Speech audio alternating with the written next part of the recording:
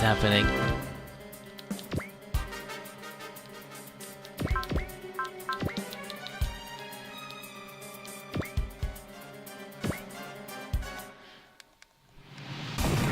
Get him Shin.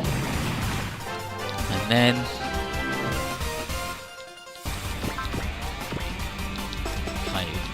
oh wait, no, there's someone within range of the King Wheel apparently. That guy, yeah, he's dead.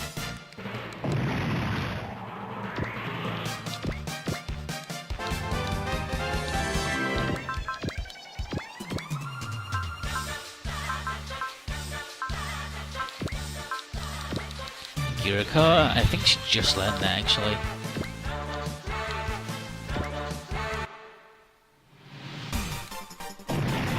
There, we did it, we finally defeated them. Right? Good, we did. So we defeated the Zeravaya, and they just came out in the middle of nowhere, definitely to attack us. Like, there's no other reason they'd be here, so they must be after Gravion. And Heizman thinks to Sandman, he's thinking that Sandman's battle is about to reach its climax.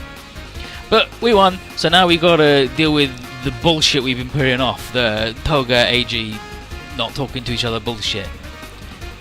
And Atherin also wants to see Shin after docking. And the Haine says, this battle has opened rifts we cannot ignore.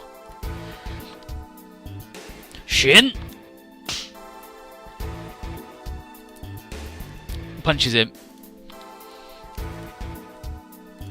He's like, what do you think you were doing? And Shin insists he was saving those people. So Atherin hits him again.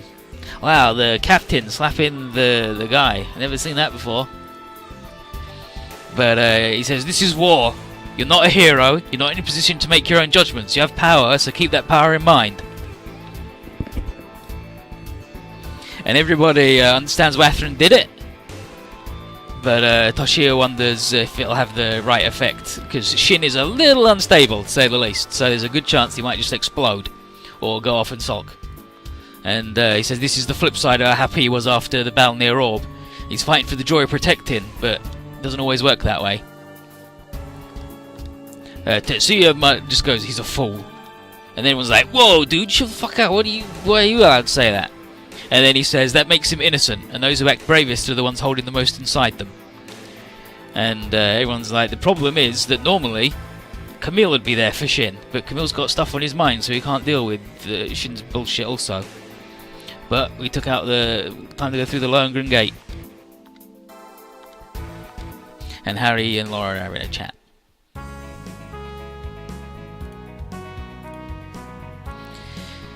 But Laura and Keel and everybody are seeing off our new friends Horace. But Horace wants to stick with us because he's fascinated by all our machines, and Gwyn says, I'll talk to the captain, see if he can stay. So that just leaves Harry, Lauren and Keel, who's Diana. And Harry once again is like, so what's Diana doing here?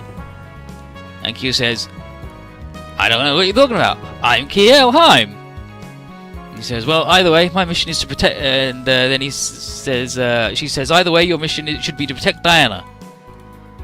And those that Diana puts her trust in.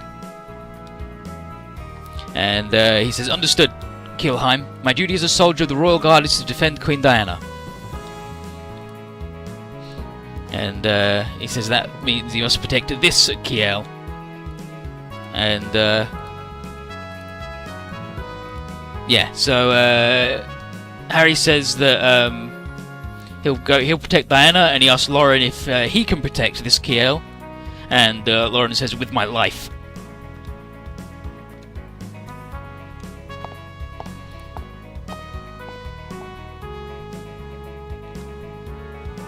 And then Tedith comes over and she introduces herself and says she wanted to thank Lauren for the battle today.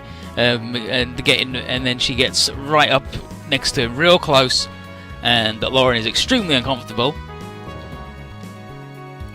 And then Keel steps in and says, could you please back away from my good friend Lauren? And she's like, oh, I'm sorry, I thought any man would appreciate this, but this one's too innocent.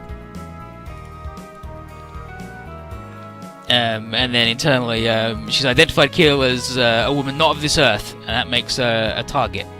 So she'll be back. There she goes.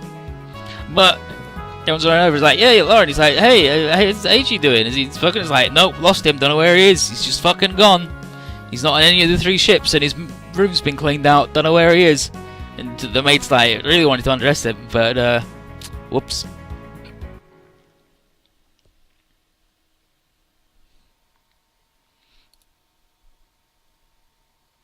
And meanwhile, on board the Archangel, Muru and the other dude whose name I can never remember, I've got news of today's battle on the internet, and the new alliance expands the scope of the war, with Zaft and the Moonrace having breached the Lohengrin Gate. There's Botfeld too. The chairman's side is not just Zaft, but a whole special task force. And the real breaking news is a video showing a Zaft suit destroying a base full of defenseless non-combatants. Nice work, Shen! Now everyone thinks we're a bad dude, you fucker! Also, on the UN, is a giant egg-shaped cloud. The Federation have enlisted the Gecko State to aid in investigating it. And it's like, isn't it weird that those rebels are working with the Federation? But Chandler's heard rumours that the Gecko State has broken up with Zaft. Because word travels fast on the internet. Muru says not to lean on the UN any further, because they know how the rumour mill can spin, and better rely on news from people they trust. What they know is they're worried about the alliance between Zaft and the Moonrace, because it's a balance to the one between the Federation and Orb. And what's Plant actually gathering support for War on Earth doing? It's dividing the universe in 2, one against the other. No good.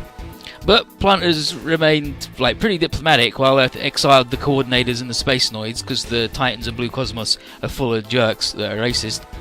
It seems like the best bet is to support the chairman.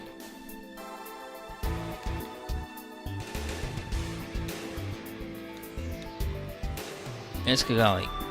It's Kigali. But Kigali can't forget that it was coordinator assassins who came to kill Lakus.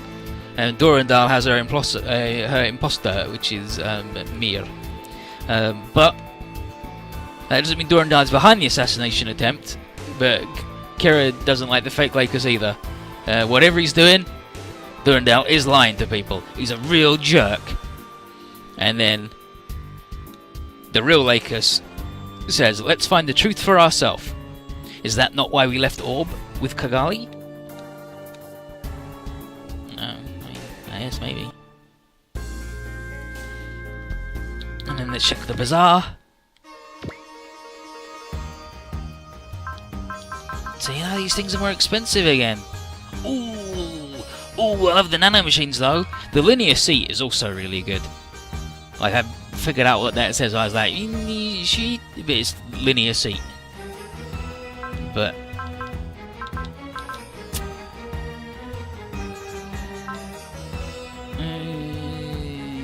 yeah, I'll buy a regen, and then I ain't buying nothing else on the bazaar until it's good.